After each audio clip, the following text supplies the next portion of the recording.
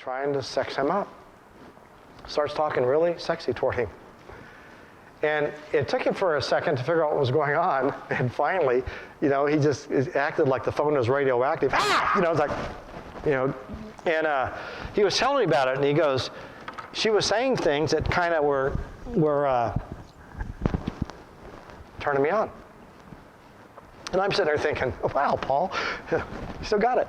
And I didn't say that, but Proverbs 27:20 says, death and hell are never satisfied, and never satisfied are the eyes of man.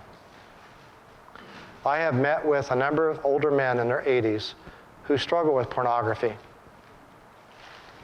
Death and hell are never satisfied, and never satisfied are the eyes of man. Romans 7, Paul said, wretched man I am, who will deliver me from this body of death? As long as we're in the flesh, we have the propensity and ability for the flesh to cause us all kinds of sin in every area that you can name. And so you're never immune. In Ecclesiastes, it says there's no discharge in the time of war. None of us will ever get out until we die and we get a new body. We're trapped in this body of flesh. And so we look forward to joining Christ when we get our new body, our resurrection body. But as long as we're in the flesh, we could struggle with this stuff.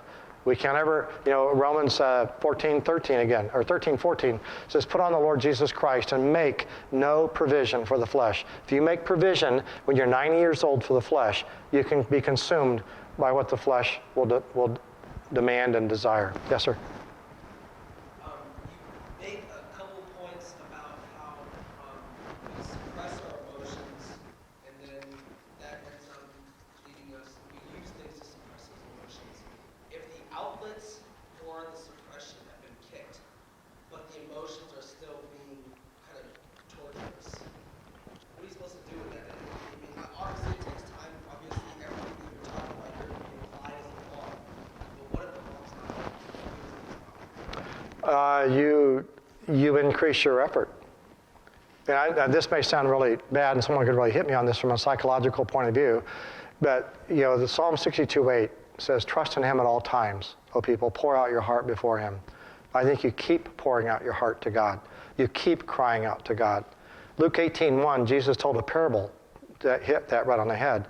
He told them a parable, it says, to the effect that they ought always to pray and not lose heart.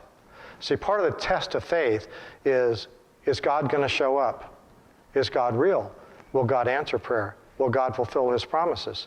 And Satan is chirping at us every step of the way saying, he ain't going to show up. He's not there. He's not going to answer you. He doesn't love you. And the great challenge is always our faith. And so you go back to Luke 18:1. And so Jesus tells this parable. This old lady was unjustly denied her rights. And she went to the judge who's supposed to fix things. And the judge very clear says, I neither fear God nor I fear man. That this lady is bugging the crap out of me, and I'm going to grant her her heart's desire because I'm sick of her whining. And Jesus says, listen to this unrighteous judge. God's not like that. God's both righteous and he's loving. But yet God also tests our faith. And so it may be that you need to get help, in unbearing deep wounds, help with wounds, someone who's experienced with that. There's books out by, I think, David Siemens. He wrote a book called Healing Damaged Emotions. There's a number of books out there that can help in that area.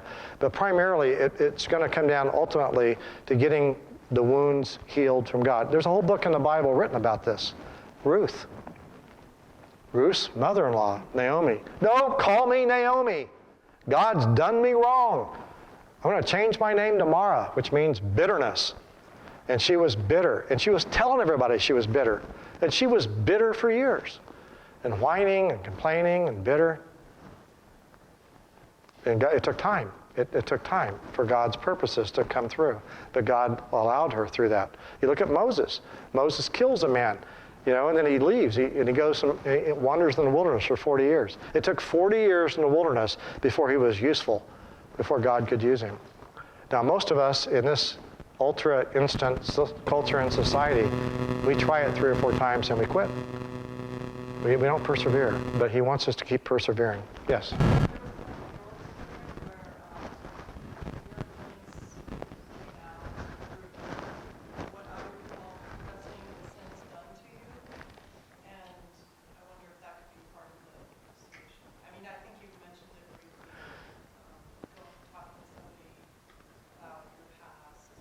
Yeah. Yeah, there was a lot of things. It goes into the, kind of, if you would, spiritual warfare. A lot of the wounds were self-inflicted. I did a lot of vows. I joined secret cultures and societies, took oaths. I had familiar, if you would, cultural, ancestral spirits. Every male in my family has been an adulterer. There's a number of things that are going on besides my own sin and my sinful choices. I'm not blaming any of those, but my sinful choices.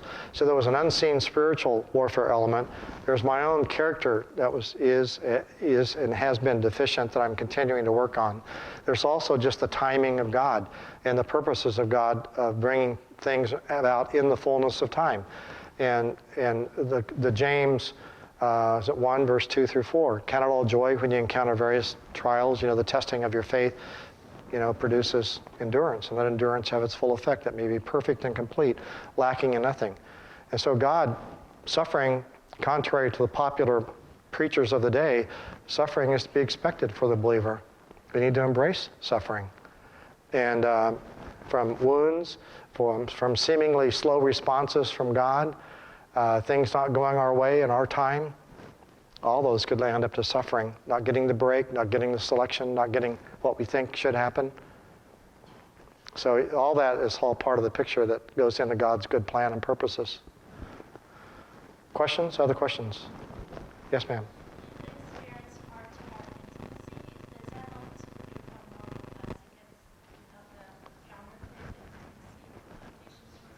Yes. Yeah, the question is, if you have, let me repeat it, if you have heart-to-heart intimacy with another person, does that help alleviate the temptations that comes from the lack of it? From false intimacy. Yeah, absolutely. In fact, there's a whole book written called False Intimacy. And it talks about the falseness of intimacy that comes from pornography. There's 3 books I recommend on the issue of pornography. I've read 75 books on pornography, almost every book that's out there. And I've read many of them twice and 3 times. But there's 3 that I think that, if you would, the mountain is called purity. And the 3 books that don't overlap significantly but have new stuff, one, of course, is the plug for my book, and I approach it from a discipleship perspective. There are things that you and I have to do, or commanded or challenged to do, in the area of basic discipleship. The second book is called Surfing for God, just like catching a wave. Surfing for God by Michael Cusick. Cusick is a trained psychologist and has his master's in theology. And he has written about addiction and the addiction cycle, the psychological aspects that's going on. And he covers stuff I don't cover in my book, and it's just excellent. The third book is by Tim Chester. Tim Chester. And he wrote a book called Closing the Window. And he's a pastor in England. And he gives 5 principles about overcoming pornography. And they all start with the letter A. The first is you have to learn how to abhor pornography or hate porn. And I have presentations on all these things. I could speak a whole nother time on this. But abhor porn or hate it, and he gives 12 reasons why to hate porn.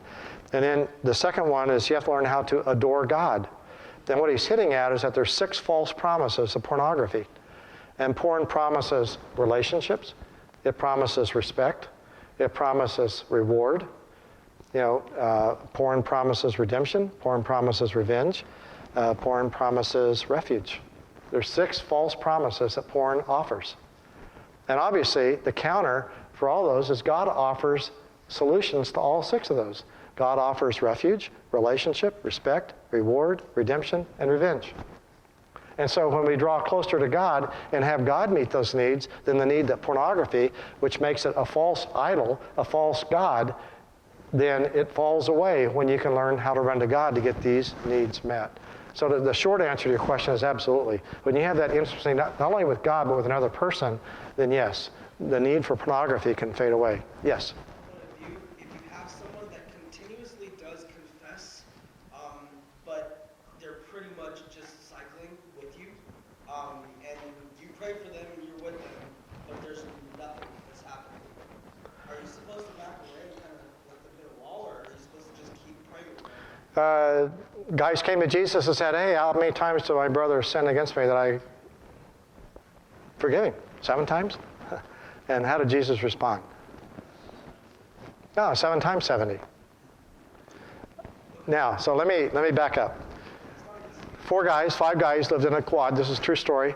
In a college, they're all involved in college ministry campus, and they all had computers all in their room, and all of them were looking at porn and masturbating daily, unknown to each other. Finally, they heard a guy speak, and they all decided. One guy broke the ice and said, "I struggle with this." And they all said, "Okay, we're going to agree, we're going to pray, we're going to confess our sins." So every week they came and they confessed, and every week it was the same story over and over again. It's like a broken record. Then one of the guys kind of came up and he said, "Listen, this isn't working for us. Obviously, we're not changing. It's the same thing over and over again." So one of the guys said, "I'll tell you what we'll do. I feel led of God that I'm going to fast. So if I stumble and fall, I'm going to fast for 24 hours, and I'm going to ask you to join with me. That if I stumble, you will fast 24 hours and pray for me.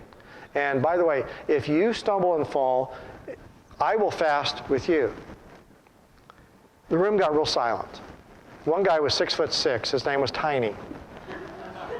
And Tiny said to him, so let me get this right. If one of you weaklings fail, I can't eat for 24 hours? He says, "I will do that, but I will also beat you up, if you do. So if you're willing to make that commitment, I'll make that commitment." So guess what happened? No one fell.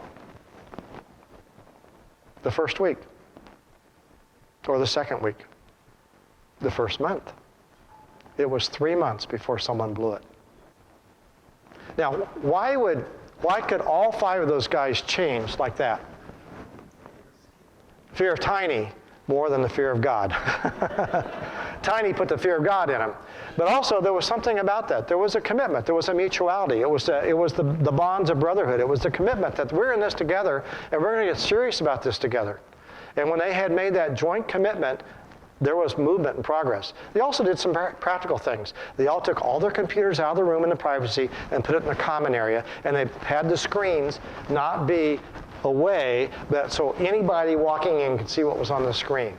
They all had access to its computer as far as the history and all that kind of stuff. And so they did a number of practical things, but they also fasted. And the fear of fasting, the fear of getting beat up, did it. So if you know that you've got a guy that's going to ask you, if you know that helps. I run through a gauntlet. I told guys before, look, I'm going to go speak on purity. Every time it happens, I get hit with demonic forces. And I'm going to be tempted. And I have all these things going on. So I'm going to go back, and I'm going to have probably 6 guys ask me, "Hey, how'd it go? Did you look at pornography? Were you tempted? Did you try and they weren't able to succeed?" And then after it's all done, they'll say, "Are you lying to me?" And they'll look me in the eye. "Are you lying? Are you lying about lying? Are you lying about not lying?"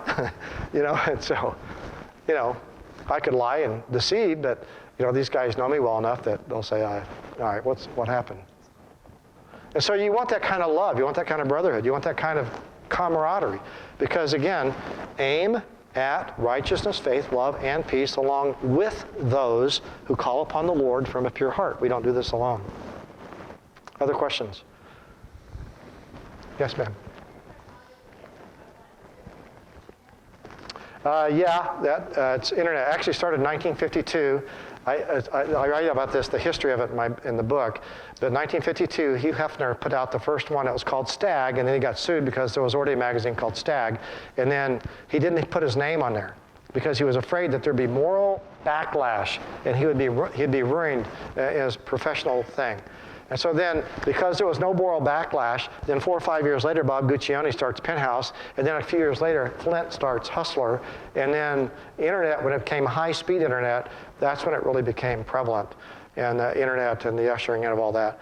There's three books written by Michael Leahy, who was on the ground level of IBM, who started initially accessing pornography as a computer salesman. He wrote a book called Porn Nation. He wrote a second book called Porn University, or Porn U, talking about what's going on in the colleges. And he wrote a third book called Porn at Work, and the risks 1/3 of all Fortune 500 companies have been sued for sexual harassment because of pornography on company computers. And so he just tracks that going on. He talks about how his life was destroyed.